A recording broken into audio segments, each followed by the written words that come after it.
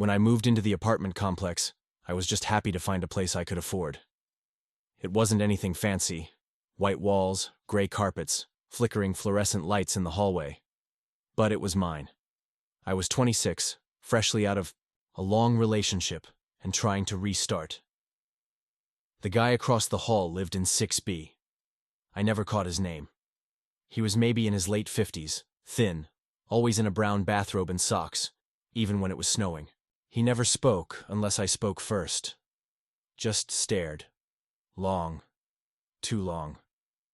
His eyes didn't blink much. The first time I saw him was the night I moved in. I was carrying a box labeled kitchen stuff, and he was standing in the hallway, not moving, just watching. I gave him a quick smile and a, "Hey," and he nodded once. His door was open behind him, but I never saw inside. Just darkness. For weeks, it was just awkward hallway run-ins. I'd leave for work, he'd be standing there sometimes, silent, holding a mug or just his own arm. He always looked like he'd just been startled, like I had caught him doing something. Then little things started happening. I'd come home and find my door unlocked. Nothing missing, but I started taking pictures of how I left things just to be sure. Once I found my toothbrush was wet, though I hadn't used it yet that day.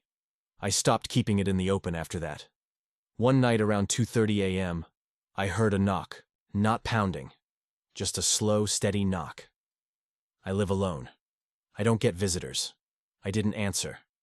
After a minute, the knock stopped. When I finally looked through the peephole, the hallway was empty. The next morning, I opened my door to find a used tissue wedged in the doorframe.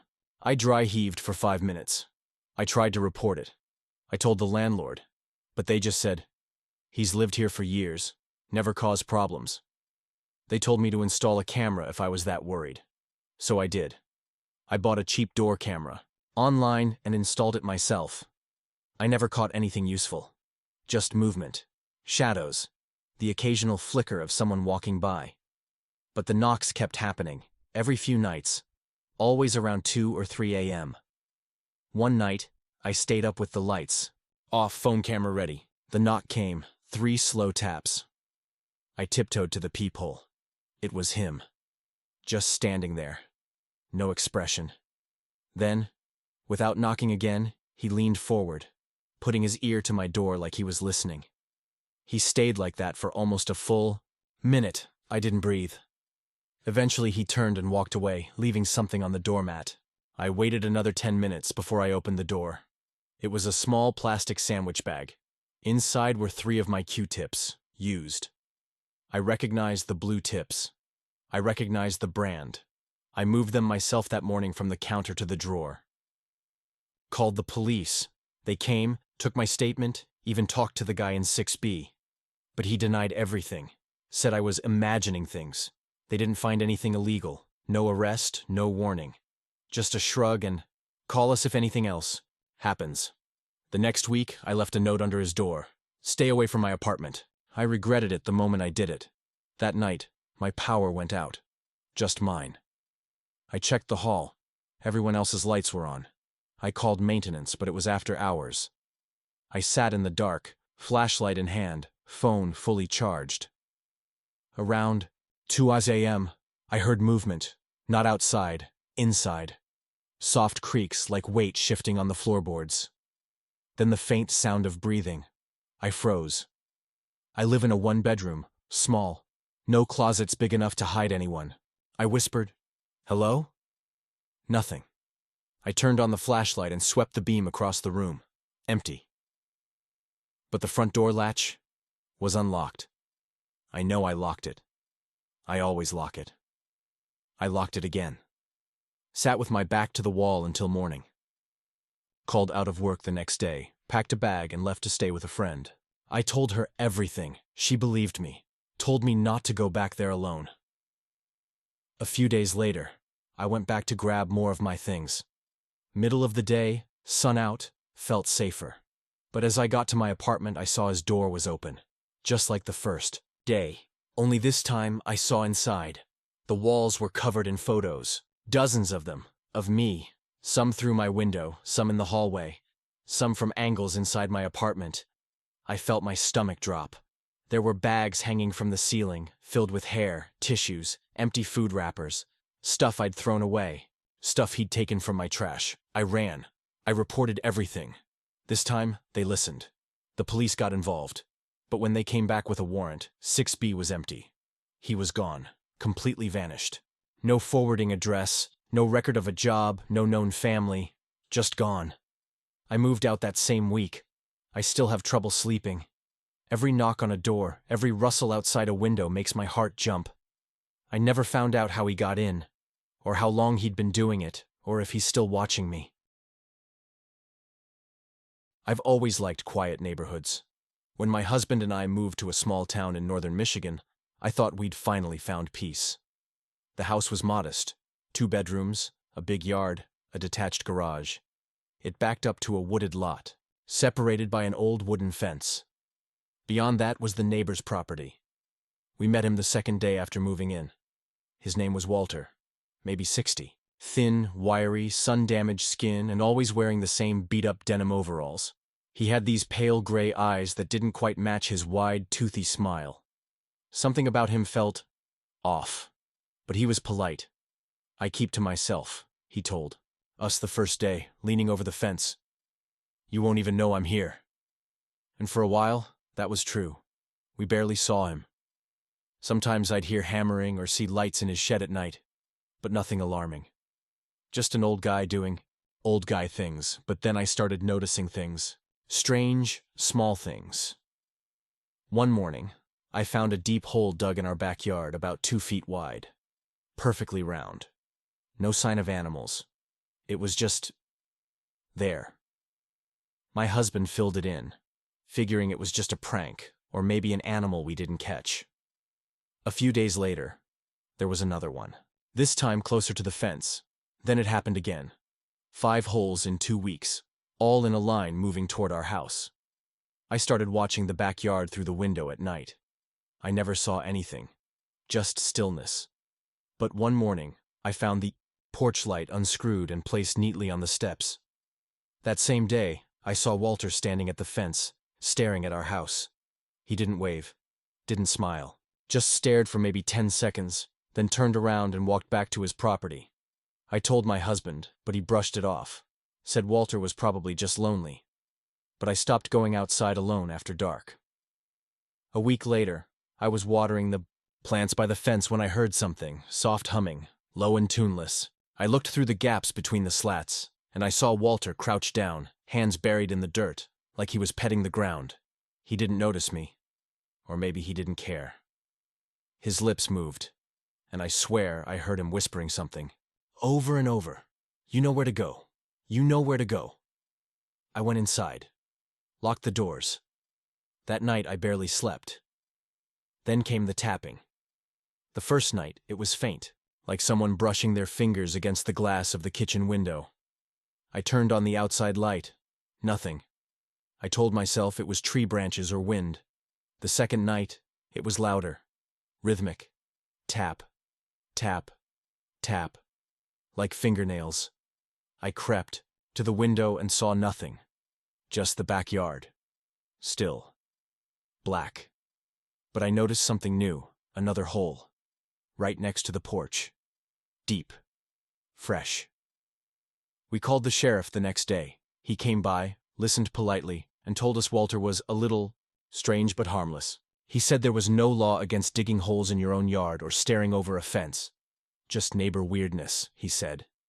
That night, I heard the back gate open. Not the creak of it swinging, the click of the latch. I woke my husband. We turned on all the lights, grabbed a bat, and checked the yard together. No one there, but the gate was wide open. We installed motion lights the next morning. My husband wanted cameras, but we couldn't afford them right away. 2 nights later, I woke up to the lights flashing on and off in the backyard. I rushed to the window and saw someone walking slowly along the fence, just a silhouette. Tall. Thin. Moving deliberately. The lights would blink on, and he'd pause, as if testing how far he could go. Then they'd shut off, and he'd take another step. We didn't sleep that night. And when the sun came up, We found a hole dug under the fence, big enough for someone to crawl through. My husband finally agreed. We needed to leave. The next day, we started packing. That afternoon, Walter knocked on our door. I didn't want to answer, but my husband did. Walter just stood there on the porch, smiling. In his hand was a small metal tin.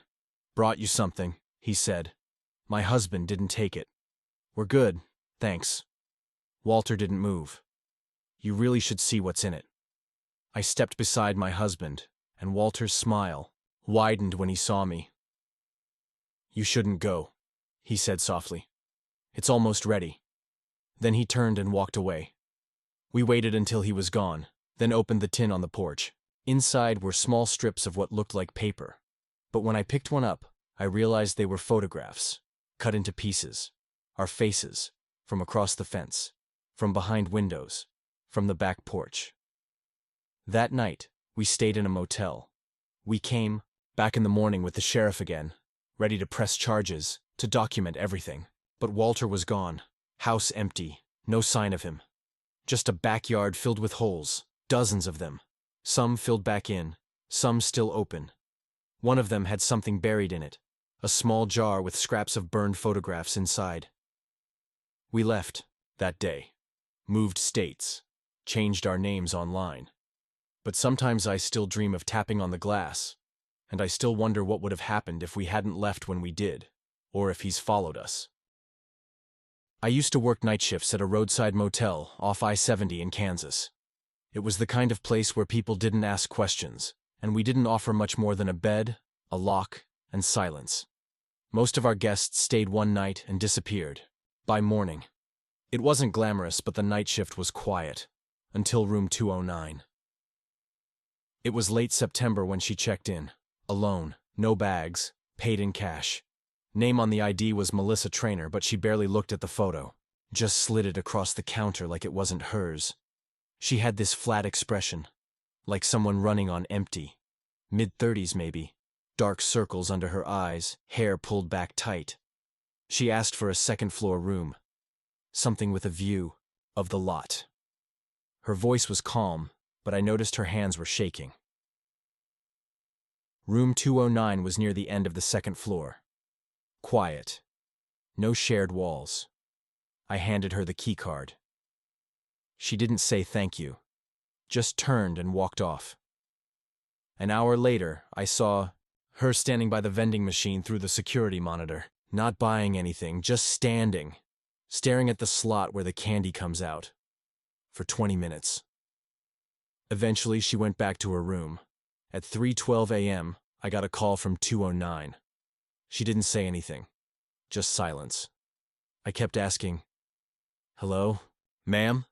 Then I heard her whisper something I couldn't make out. It was quiet, too quiet to catch, but the tone was wrong.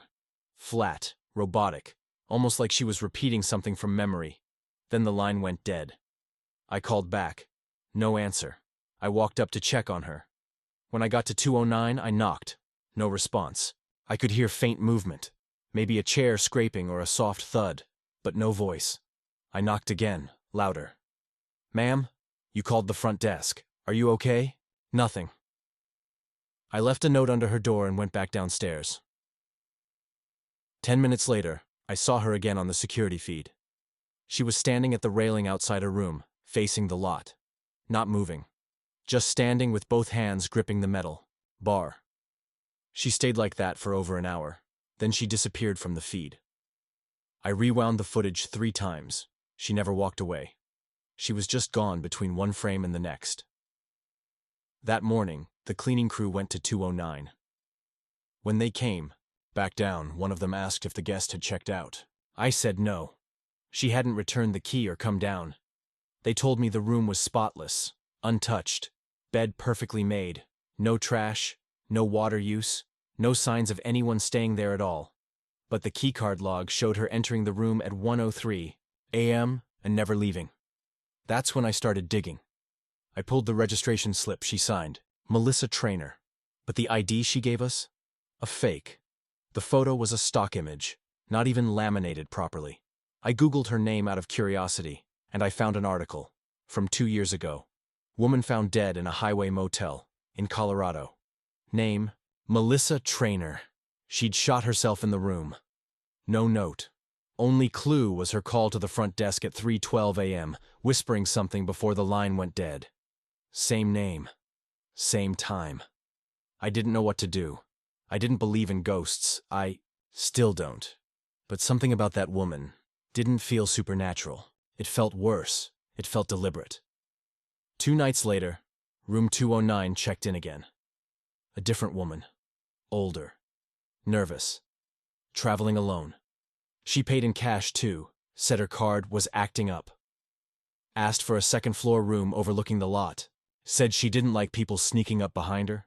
I gave her a different room, 210, but she insisted on 209. I just feel better in corner rooms, she said. I wanted to warn her, but what would I even say? That night, at 3:12 a.m., she called. The front desk. Same silence. Then a whisper. Just one word. Help. I ran up to the room, knocked until my hand hurt. No answer. The next morning, she was gone. Door still locked from the inside. No record of her checking out. Her keycard was still in the slot. But the room? Spotless. We never saw her again. It became a pattern. Roughly once a month, a single woman would check into room 209. Always cash, always nervous, always alone, always gone by morning. They'd leave no trace, no bags, no DNA. Just a brief appearance on the grainy feed and a phone call at 3:12 a.m.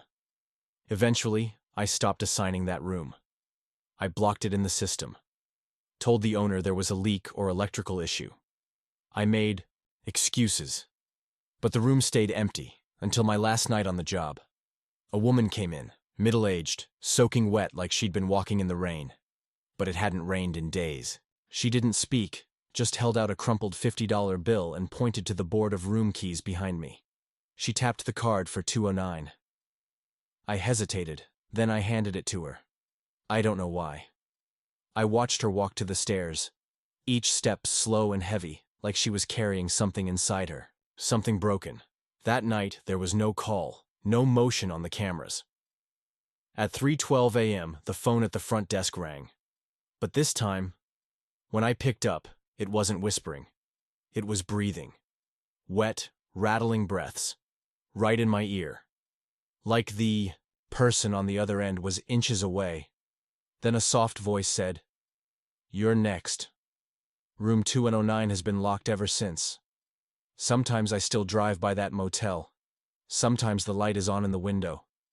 And sometimes I swear I see a figure standing at the railing, watching the parking lot, waiting for someone. Maybe waiting for me.